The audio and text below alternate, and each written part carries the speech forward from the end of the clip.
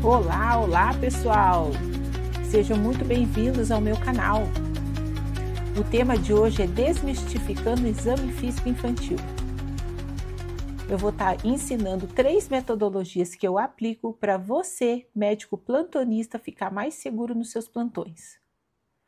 Bom, para quem não me conhece, eu sou a doutora Letícia Manzano Bueno, sou médica pediatra há mais de 20 anos, sou mãe do André Luiz, de 9 anos, casada com o Emerson há mais de 18 anos e tenho uma vasta experiência no atendimento infantil e eu quero passar para vocês a minha metodologia.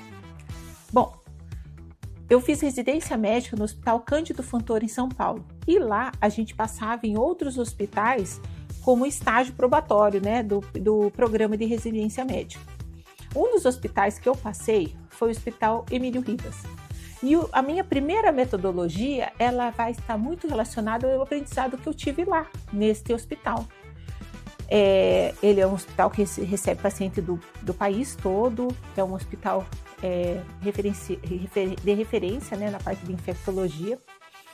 E o principal que eu aprendi lá foi que a criança pode estar, digamos, com febre, 39,5 febril, mas o que a gente tem que priorizar é o estado geral da criança. E o que quer dizer isso? Lógico, o ideal seria não avaliar essa criança quando ele estiver em vigência de febre. É bom abaixar a febre, por quê? Às vezes a febre pode voltar até antes de 4 horas, só que o que ela não pode é demorar mais de 1h30 para realmente estar baixando a temperatura. Então pode ser uma febre alta, 39,5, mas você dá a medicação, no máximo 1h30 ela tem que estar baixando. A febre abaixando, a criança tem que estar animada, espertinha, brincando. Ela é diferente de um adolescente ou de um adulto, né? Que quando está doente, uma gastroenterite, qualquer outra coisa, ai, tô morrendo, né? Fica aquela coisa fica mais abatida. A criança não. A febre abaixou, a criança fica esperta, alegrinha, brincando, como ela é. Lógico, fica mais joadinha, quer mais colo, essas coisas, porque ela tá doente. Mas, no geral, o estado geral dela se anima. Então, isso é uma coisa que eu aprendi muito, que é o que a gente pega assim de principal na avaliação. Teve um caso muito interessante quando eu estava no plantão na maternidade. E lá a gente ajudava, às vezes, o clínico geral que ficava no pronto atendimento, que não tinha pediatra, né? Aí eles que atendiam as crianças. Daí teve uma vez, um clínico veio me pedir, falou assim, olha, a criança começou com febre hoje pela manhã e tá reclamando muito do dor no pescoço, artralgia, uma coisa assim. Aí eu falei, bom, então traz a criança aqui para eu avaliar. Daí, quando eu saí no saguão, aquela criança prostrada, largada no colo da mãe. Tanto que eu nem chamei, eu já cheguei e falei assim, viu, vamos comigo. Que daí eu tinha que passar, era tipo uma ruazinha assim, para ir para o pronto atendimento na parte da emergência mesmo, sabe? Porque eu vi que aquela criança não dava para atender ali. Eu falei assim, opa, ali o negócio tá feio. O que eu fiz? Eu já peguei a criança e já fomos levando no colo da mãe e já fui perguntando o que aconteceu, quando começou, o que aconteceu, essas coisas, né? Quando a gente estava entrando no pronto atendimento, o que aconteceu? A criança apresentou crise convulsiva febril. Aí já corremos com ela na sala mesmo de emergência, aí já atendi, já fizemos medicação, já fomos fazendo o primeiro atendimento. Então, o primeiro ensinamento da minha metodologia que eu falo é o quê? Ver o estado geral da criança. Se eu chamasse aquela criança ali no ambulatório, ali na parte da maternidade, eu ia atender no consultório sem recurso para estar atendendo essa criança e no fim das contas ele ia estar convulsionando também, né? Então, já identificamos o sinal de alerta, né, de alarme principal ali, é o estado geral da criança. É uma criança que estava largada, mal olhava o olho, mal abriu o olho, estava largada, febril. Opa, já fomos para a sala de emergência onde ela deve ser atendida. Segunda metodologia mais importante, tem que retirar a roupa da criança. Poxa, todo paciente que eu tiver que atender no pronto atendimento, eu tenho que tirar a roupa para examinar. Nossa, quanto tempo vai demorar minha consulta? Gente, não, lógico que o ideal seria tirar todos, mas eu sei, na prática não tem como ficar tirando roupa de todo mundo para a gente ver se tem petete, se tem equimose, se tem alguma lesão de pele, alguma malformação, alguma coisa. Eu sei, não dá para tirar de todos, isso é fato. Mas uma criança grave, que tinha acabado de convulsionar, naquele caso que eu estava contando para vocês, eu fiz isso. Então a gente primeiro fez o primeiro atendimento, tirei da crise, né? já medicamos para febre, já tirei da crise, a criança já estava pós-ictal, tirei a roupa para examinar. No que eu tiro a roupa para examinar, bem na parte do joelho, tinha uma equimose. Eu falei, tá, mas isso não tá legal, isso não é assim, né? Mas equimose, ó, não pode confundir onde a criança bate. As crianças batem por aí e fica roxinho mesmo, não é mesmo? Bom, fato é, essa criança, daí eu já, opa, isso pode ser meningite, não tinha petequia, mas febre, e a mãe, não, mas ele reclamou de dor nas pernas, e ela insistia para mim que ele tinha dor na perna, mas a meningite pode cursar com artralgia, né? Então, o que aconteceu? Já fui para coletar líquor, já fiz dexametasona, antibiótico, né? Tudo que tinha que ser feito. Só que a criança precisava de uma UTI, né? E fui atrás de tentar transferir essa criança. E sempre que eu ia, só que na época, né, era telefone, não tinha central de regulação ainda. Então, daí a gente tinha que ligar para os hospitais. Quer dizer, eu poderia até fazer essa parte de deixar, tinha até regulação, colocava na regulação, mas eu ligava nos hospitais também, né? Então, daí eu fui ligando nos hospitais até conseguir uma vaga no hospital de referência aqui em Curitiba. E daí, só que eu sempre fazia, ligava e voltava para reavaliar. Então, outra dica, tem que estar reavaliando os pacientes, tá? E nessa evolução, cada momento que eu ia reavaliar, opa, estava piorando essa parte da pele ali, sabe? Aquela equimose já começou a piorar, começou a aumentar, começou a apresentar petequias daí em outros cantos, sabe? E o que me chamou muita atenção dessa criança foi que, demorei ali 1 hora, 2 horas, assim, mais ou menos, até realmente conseguir a vaga. Quando eu consegui a vaga, eu mesmo fui levar essa criança, transportar essa criança para o hospital de referência. E eu me lembro que tinha a técnica que foi junto comigo, ela falou assim, doutora, coloca a roupa dele, a calça e tal, põe, né, para não ficar exposto assim, né, a gente vai estar transportando, desce para ambulância, sai da ambulância, vamos pôr embora seja criança, né, vamos pôr a calça assim, vamos colocar uma camiseta, ótimo, colocamos. Não tinha a roupinha do hospital, né, para ir a gente colocou a própria roupa da criança. Chegando lá, gente, a gente foi assim, demorou uns 40, 50 minutos no máximo para chegar no hospital de referência. Chegamos lá e eu fui conversando e passando o caso, e daí a gente foi tirando a roupa. Meu Deus, essa equimose que fez uma sufusão, um quadro grave, uma meningite meningocócica, entendeu? Então, o que eu tenho para dizer assim, é o estado geral da criança,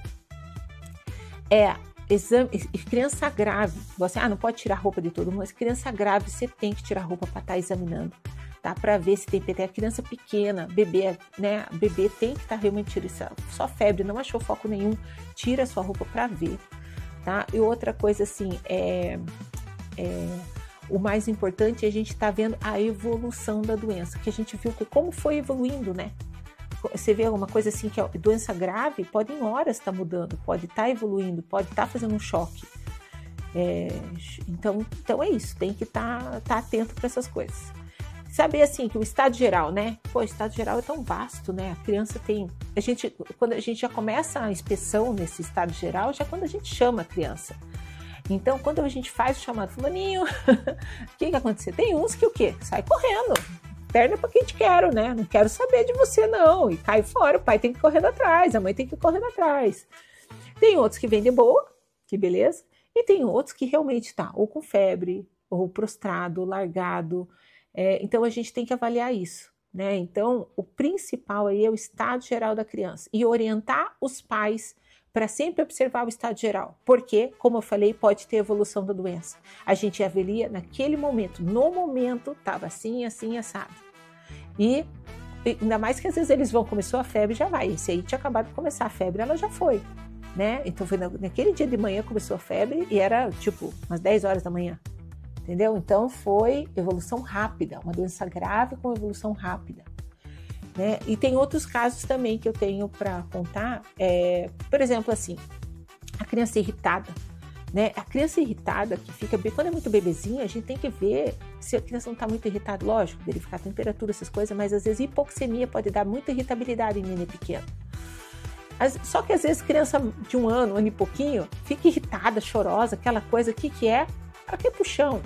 Você está no colo da mãe, a mãe não quer deixar ela ir pro chão, a criança quer explorar, quer ir pro chão, entendeu? Então é uma coisa assim que às vezes dá irritabilidade, não é por hipoxemia, não é por outra coisa, é porque quer descer. Então a gente tem que estar atento no contexto para a gente avaliar se isso aí é realmente relevante ou não.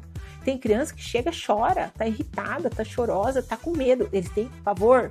Depende muito do histórico da criança. Tem criança que já ficou internada, tem criança que já tomou injeção, que já teve que coletar exame, e a gente não sabe como que foi esse trauma, né? Como que foi esse atendimento, se gerou trauma ou não. E a gente percebe claramente, às vezes até na puericultura, né? Daqueles que a gente faz semanal, tem criança que sempre foi de boa, sempre deixou examinar, tudo de boa.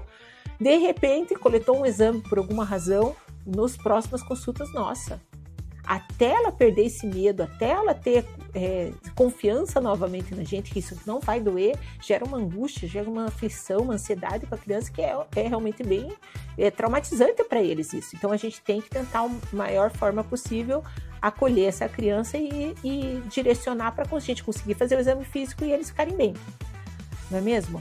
Então, a irritabilidade, então a criança muito chorosa, irritada, pode ser hipoxemia, né? Nenê pequeno gemente, tem que verificar se não está com febre.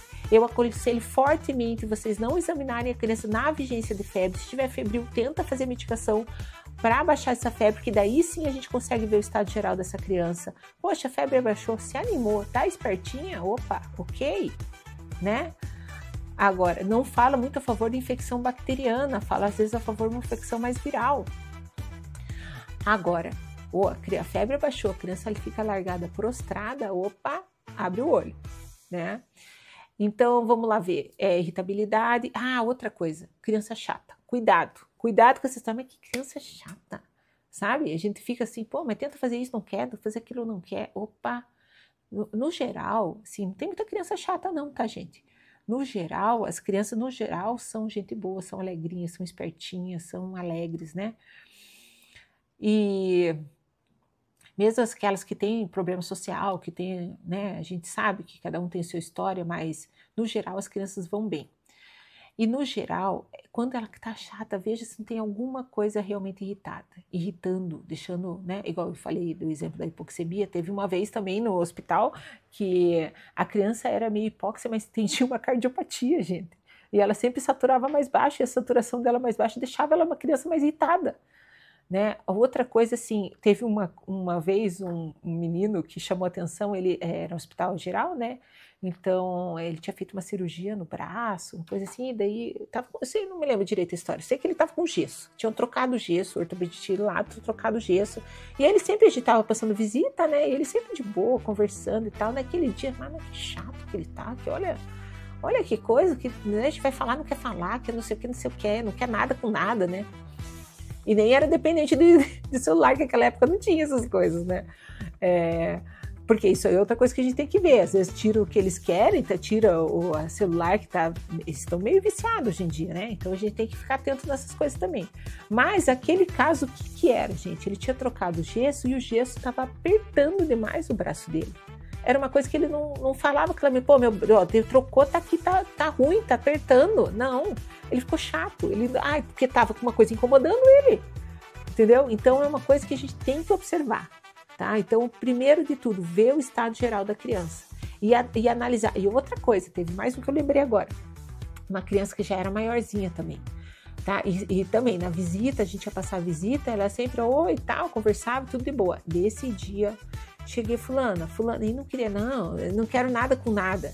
Esse nada com nada, gente, observar que às vezes é o estado geral pior, tá? Fazendo uma sepse. Então, a gente tem que ficar atento com essas alterações de nível de consciência.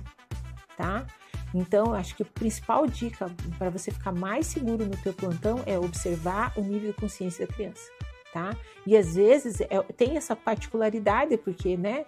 Às vezes vocês estão mais acostumados com o adulto e a criança também, às vezes não fala, né? Não fala e não deixa claro o que é que está sentindo. Às vezes sente, mas não sabe falar, não sabe transmitir a informação. Então, tem que ficar atento, tá? Então, a segunda dica, senhor de metodologia, criança grave, retira a roupa para verificar. Criança grave ou febre sem foco, tira a roupa para ver se não tem uma lesão, um exantema, ou uma peteca, alguma hipnose, alguma coisa que não que pode direcionar a sua hipótese diagnóstica. A terceira coisa, o exame físico respiratório, não é mesmo? Então, o que vai mais pronto atendimento, a gente sabe que é os quadros respiratórios, não é mesmo? Bebê pequeno, a gente tem que ver, em 2, 3 meses, se tiver resfriado, 1 mês, 2 meses, 3 meses, é mais pensar realmente, principalmente no bronquiolite, e ver o padrão da respiração.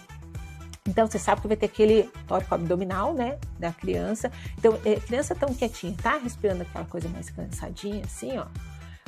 Verifique, eu sei que muitas vezes vocês não vão conseguir ficar contando a frequência respiratória. E essas vezes é um erro que a gente faz. Na hora que a gente vai escutar, a criança tá chorando, tá aquela coisa, assim, a gente vai tentar escutar, vai tentar contar, a gente não vai conseguir o real, entendeu? Dessa frequência. Porque às vezes a criança tá chorando, tá checando, a gente não consegue ver que ela tá com frequência respiratória aumentada. Então, às vezes, acalma, tenta acalmar. Ela acalmando, a gente sim vai conseguir avaliar essa, ou às vezes até no próprio colo da mãe, colo do pai, deixa acalmando, senta, deixa aí, senta, conversa com alguma coisa, ela se distrai. Usem alguns brinquedinhos, exemplos, tá? Que você pode distrair, a criança pode distrair na hora que você vai tentar examinar, tá? Ou se não, senta no colo da mãe para distrair, você conversa com a mãe de outra coisa, e aí naturalmente você observa a respiração. Se estiver muito agasalhada, a criança muito com blusa, essas coisas não consegue ver, pede para a mãe, ó, levanta só um pouquinho a blusa para eu estar observando a respiração da criança. Isso aí não é ausculto, a gente vai estar vendo o padrão respiratório. Aí a gente consegue ver se ela está dispneica, taquidispneica, ou taquipneica ou eupneica, né? Então, acho que o principal é a gente avaliar o padrão respiratório. Se a gente não tiver isso no consultório, ok, sempre tem isso, né? Sempre tem outra coisa que a gente pode distrair. Né, pode fazer uma bexiguinha com aquelas luvas para dar para a criança, né? Às vezes tem criança que a gente tenta distrair, não acalma. Mas aí o que a gente faz? Outra coisa, na hora tipo assim, tem bebezinho que não vai aceitar a gente já pôr, e tem uma linha ali, né, que conforme você deita a criança ali para examinar, nossa, a criança às vezes estava de boa. Quando vamos deitar para examinar, meu Deus, acabou o mundo para ela, né? Então, a gente tem que ter essa particularidade e às vezes, muitas vezes, vale a pena escutar o nenê no colo da mãe. Tá? Então a gente deixa no colo, distrai com alguma outra coisa, pede pro pai chamar e tal, é aquela coisa. E a gente vai sim auscultar. Mas mesmo assim, se a gente tá indo auscultar e a criança tá naquela crise de choro, que a gente vai e coloca, quando coloca, ele chora. Aguarda um pouquinho, deixa ele, chora, fica ali com o esteto, chora, olha pra outra coisa e tal, tenta distrair, porque daqui a pouco, no geral, eles acalmam, tá? Cheira, você vê que a gente dá o que tá ali só de boa, normalmente eles não reclamam tanto, tá? Aí a gente ausculta, ou às vezes tem criança que ainda persiste chorando mais um tempo. Aí a gente, no fim das contas, tem que aquilo, esperar a expiração, quando eles põem o ar, a gente vai estar auscultando, e daí vai mudando, tá? Então, no geral, a gente ausculta, eu normalmente começo com a região posterior, né? E daí depois, quando ele se acalma, porque daí ele viu que não doeu, a gente brincou, chamou, não doeu, a gente coloca daí sim ali na maca realmente para auscultar, a ausculta cardíaca, porque daí eles normalmente já estão mais calmos. Aí fazer o abdominal, né? Ausculta abdominal e a palpação, né? Então aí sim a gente começa a fazer esses passos a passos. Agora, lógico que cada criança tem o seu ritmo, tem o seu jeito. Às vezes tem criança que a gente, então agora eu vou escutar o pai. Agora é a mãe, agora é a tua vez, tá? Então tem cada método, né? A gente vai estar ensinando, vai estar passando, mas normalmente é ter paciência, ter calma para examinar a criança. Às vezes você vai muito afoito, ou tem que fazer, às vezes é pior, a criança sente, sabe aquela coisa de energia? Ele percebe energia carregada ali e tal, e acaba não andando. Então tem que ter calma, tem que ter paciência, vai dar certo para escutar, tá? Então, sempre estado geral da criança. Segundo, tira a roupa da criança para ver se tem alguma peteque, alguma equimose, alguma lesão, algum exantema, para a gente estar direcionando o nosso diagnóstico. E a ausculta respiratória, que é muito importante, que a gente tem que acalmar. A gente tem que acalmar ali para tentar ao máximo acalmar a criança para a gente realmente conseguir auscultar. Bom, pessoal, o ensinamento de hoje foi esses. Fico muito feliz de estar ajudando vocês. Eu acredito que vai dar mais segurança para vocês no atendimento do dia a dia. Me siga, acompanhe, comente, encaminhe para o seu colega plantonista que você faz plantão, que você acha que também pode se beneficiar com essas orientações, com esses meus ensinamentos. E aguarde que eu vou fazer outras lives, outros vídeos explicando, dando minha metodologia, e Quem sabe o próximo aí já deu orofaringe e otoscopia. Muito obrigado, até a próxima!